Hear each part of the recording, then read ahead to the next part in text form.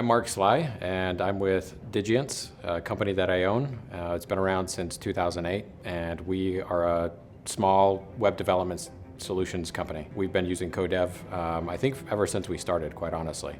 We try to understand the business, not only the project that they want to have done, but also understanding what are their business needs and using technology to get them to that solution to help drive an ROI for their business. So CoDev's solved quite a few pain points for Digiance over the years. The obvious one would be staffing. Our offshore development team is primarily through CoDev. And the great thing about that is that we've had the ability to be hands-off from an HR perspective. So when there's issues with personnel, we're not really having to deal with that. And so what we're really working with is productivity.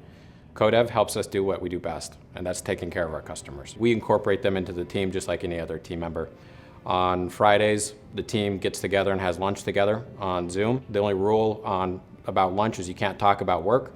And so we talk about life, we talk about what they're doing that weekend, who their friends are, make jokes about each other.